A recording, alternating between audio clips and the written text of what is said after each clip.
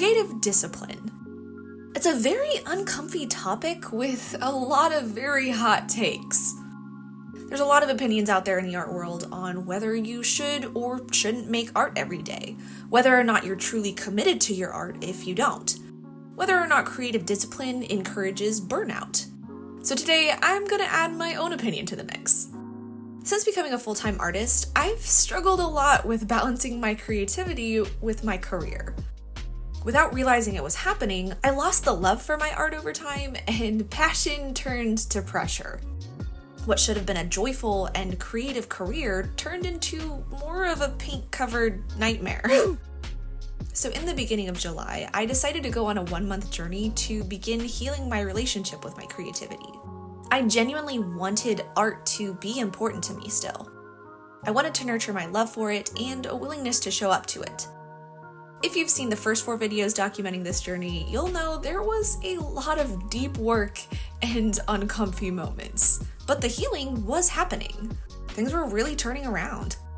So in the final week, week 5, we're tackling one more element, creative discipline. My mindset on what discipline is and how it should look in my own creative practice changed a lot during this month. So if you've seen some of my other videos, you've probably heard me say that you don't have to draw every day to be a creative. And I still believe that's true. My mindset on that has not changed. I don't think creativity should simply be something you check off the list every day, and your status as an artist should not be dependent on the number of pieces you create every year. So when I was younger, I drew pretty much every day. Like the minute I finished school, I had my sketchbook and pencils out, ready to explore whatever my imagination came up with. I took my sketchbook to church, to doctor's appointments, to the dentist, to the grocery store. I was basically never without pencil and paper. I loved creating. I needed to create. There was so much creative energy and so many ideas that needed this outlet. So when I was around 16, I think, is that right? It sounds right. I don't know. 15, 16, 17. Somewhere in there. I decided I wanted to pursue art as a career. I was getting a lot of commissions, and art was actually seeming like a viable option. I also started having some more serious health issues, and college was looking less and less like a good idea for me after high school. So with the help of very encouraging and very supportive parents, we made it official. I had an actual art business. That first year or so felt pretty good. I was excited, and I was making a lot of art that I really enjoyed. I was still making art pretty much every day. But over time, those limiting beliefs that we talked about in week 2 kind of started to creep in. Beliefs like, I have to find my style and stick to a niche, which means I probably shouldn't explore this subject or use this medium because it doesn't really fit the vibes of these other pieces I've made. I also accepted every single commission under the sun that came my way, whether the idea excited me or not, because I thought that that's just what you do when you're building an art business. I think people just assume that if you're an artist, you like making anything and you're going to be good at anything. And I'm here to tell you, that is not the case. I would take on projects I had no business doing. There were several client combats where I'd start a piece and they'd want adjustments that simply were not possible, or they'd request changes that, honestly, I just hated.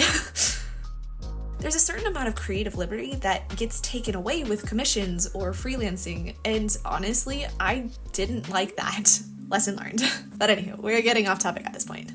Because I was starting to box myself in creatively and taking on projects that I wasn't really passionate about, art began to feel like more of a chore than something I loved doing.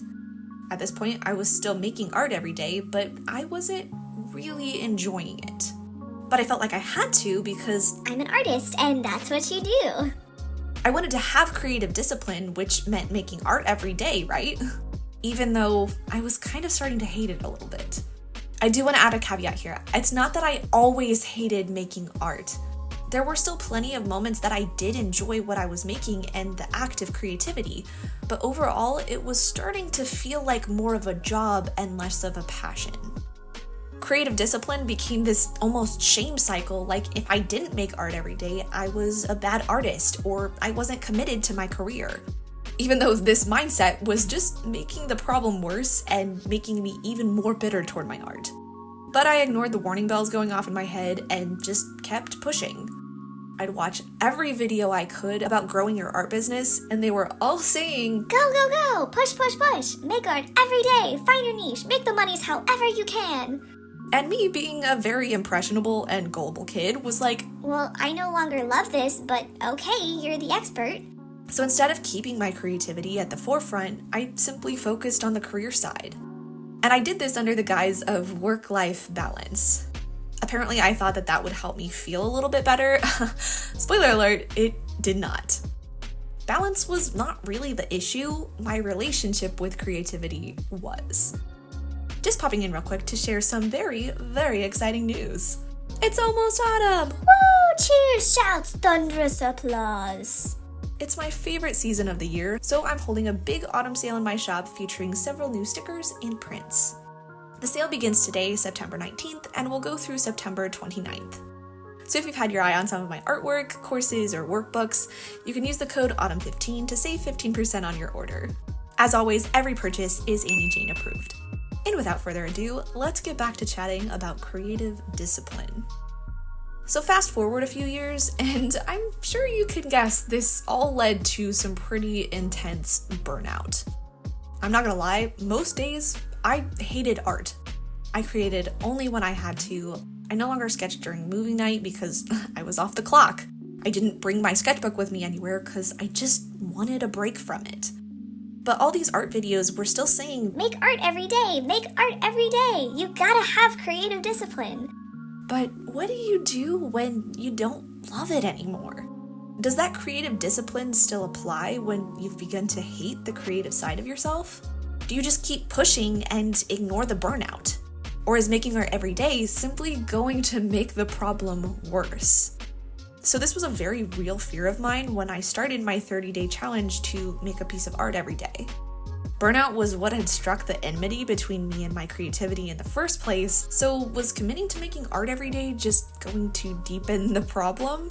So I took all of the limitations off the table. I was gonna allow myself to use any medium, draw any subject, for any length of time, just to see if I could spark a little ember of joy in my creative practice. It was quite literally a last-ditch effort. And to my great excitement, that first week did spark joy. I started to just make things for fun, no need to show them to anyone or make products from them. I could just explore and make art for the joy of it. Yes, part of it was still for the purpose of meeting my intention and checking it off the list, but as I let go of my limiting beliefs and faced a lot of creative fears and frustrations, I truly was healing my relationship with my creativity. And somewhere along the way, my mindset shifted from showing up to my creative practice to showing up for my creative practice. And that one little switch made all the difference. As I began to love my creativity again, I wanted to show up for it. It wasn't just something to mark off my list anymore. It was a necessary part of my life. It was a gift that I found joy in. I looked at it like the relationship it was that requires nurturing and showing up when it's difficult. Because the truth is, sometimes you don't feel like showing up. Maybe you didn't sleep well last night, or the kids have a concert this evening, or a friend shows up on your doorstep just needing to talk. We touched on this a little bit in last week's video. So on one of the days, we'd lost a family friend, and I just didn't have it in me. I didn't feel like creating. I was pretty numb emotionally, and I just didn't feel like showing up. But I showed up for my creativity anyways, because internally, I knew it was gonna be good for me. Not just for my skills and my imagination, but honestly, for my heart. So when you show up to your creative practice, you're showing up because you think you should. But when you show up for your creative practice, you're showing up because you know it's good for you. Instead of looking at it from a place of shame, like, well, I'm a bad artist if I don't make art every day. Or, I'm an artist, art should always be fun, so maybe I'm not a real artist if I don't feel like making something. Instead, I started to look at it as, even though I don't feel like it, I know it's good for me. Even though I don't have much to give creativity today, this is an opportunity for creativity to give me something. On those days, creativity gave me a space of peace. a place to relax and just unwind a little bit. Whether or not I made something cool wasn't the point. The simple act of creating just made me feel better. But it didn't make me feel better when I was showing up to it because I thought I should. There are always going to be ebbs and flows to the creative practice. Some days you're feeling all the motivation, all the inspiration, and you're literally itching to make something. And other days, you just don't have anything to give. But creative discipline means showing up for your art because you know it's good, not because you should. So do I think we should make art every day? Truly, I do not believe there's a one-size-fits-all answer to this. When I was treating art like a chore, it wasn't good for me to be making art every day. It was just digging the grave a little bit deeper because I was already bitter toward my creativity. I needed time away from it. But since my mindset has shifted, since I've healed the relationship and I'm embracing my creativity again, it is good for me to be making art every day. It keeps my skills fresh, it keeps my imagination fresh, it keeps the excitement alive. Since this challenge, I have continued making something every day. Sometimes it's working on a new painting, sometimes it's a 10-minute sketch in my messy sketchbook. Do I feel like making art every day? No, not always. But I show up for my creativity anyways because I believe it's good for me. And since healing my relationship with it, I always walk away from those creative sessions grateful for that creative time. There was a point when I was extremely burnt out and that was not the case. Like I said, those creative sessions just made me feel worse. And if that's how you're feeling, maybe making art every day isn't the right thing for you either. Maybe you need to work on healing your relationship with your creativity. Or maybe you do have a good relationship with it, but you literally cannot create something every day. Maybe for you, creative discipline looks like showing up every Saturday morning at the coffee shop to sketch. Or maybe you carve out an hour or two every other evening after the kids go to bed. You find the time to show up for your creativity because you love it and you know it's good for you, not simply cranking out a piece every day because you think you should. So let's chat a little bit about these pieces and where my own creative discipline grew this week. First up was the little cookie pen sketch scattering page. I don't even know what to call this. Let's start with one of the journal questions for this one. The question was, why did you make what you made today? Genuine excitement to create or simply wanting to meet your intention? My answer was, truthfully, mostly to meet my intention. I'm pretty tired this morning and I just didn't really feel like making anything. But I'm so glad I showed up for my creativity anyways. So I love this question. It makes me be honest with myself, but also doesn't shame me for my honest answers.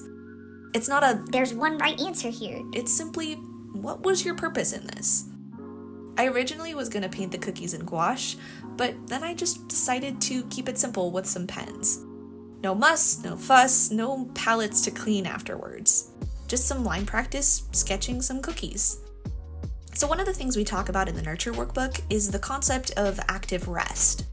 It's a technique used in the fitness world to keep your momentum going, to restore your body's energy levels, to give your muscles time to recover and regrow, and to avoid burnout. On the day or two after an intense workout like a big run or a weightlifting session, you still move your body. Maybe you take a couple of walks, or do a stretchy yoga flow, or work on a little bit of mobility. The point isn't to push yourself to the max on those days, but to allow your body to rest and recover while still keeping the flow going.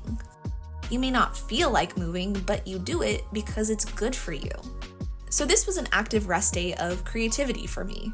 I did something a little easier, a little quicker, still keeping those creative muscles in shape, but also honoring the fact that I was tired and just didn't really have a lot of creative energy. On the next day, though, I was in high creative gear. My answer to the earlier question on this day was mostly just wanting to create. I really wanted to get out my gouache paints.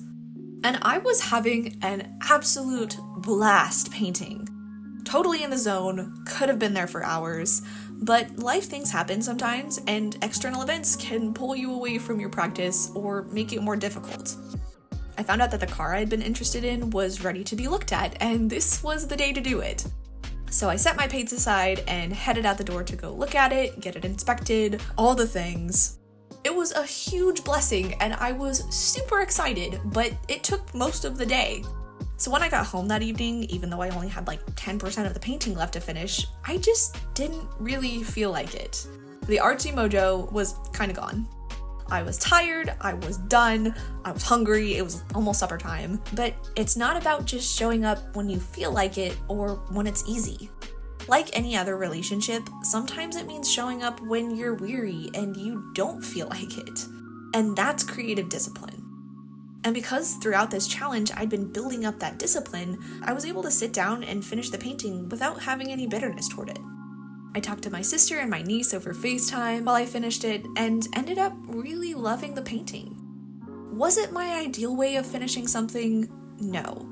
I would have preferred to paint it all at once when I was already in the zone. Instead, I was honestly a bit frazzled coming back to it because I'd had a long day and I couldn't remember what color I'd mixed over there or what part I wanted to paint next. But this moment of choosing discipline over ease grew me in my creative practice, and I'm very grateful for it. I do want to throw in a little piece of advice for creatives who are actively pursuing an art career or have considered pursuing one.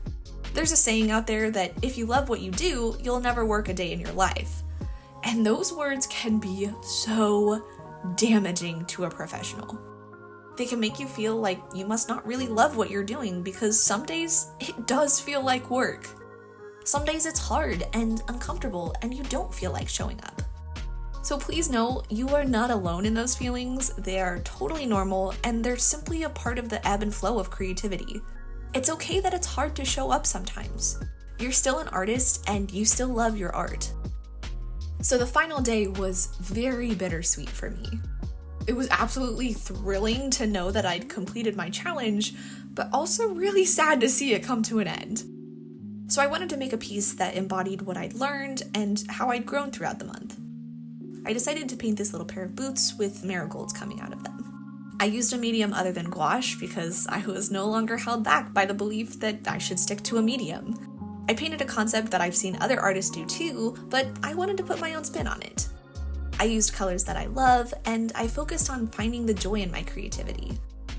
I think the little boots are a really good representation of how far I've come in healing my relationship with my creativity and how much growth has come out of this challenge. And at the risk of sounding cheesy, it's also kind of a symbol that the journey isn't over. My creative practice will continue on as long as I'm alive. I'll keep learning and growing and failing and getting frustrated and solving puzzles and pushing ahead when it's hard. I don't want to pretend like my relationship with art is perfect because the reality is I am not a perfect person. But I do believe my relationship with my creativity is healed, and I really believe everything I've learned in this challenge is going to help me continue to build a sustainable and enjoyable relationship with my art going forward. But we'll talk more about that in the final video when we tour through all of the pieces from this challenge and recap everything I've learned throughout. Anywho, thank you guys so much for watching.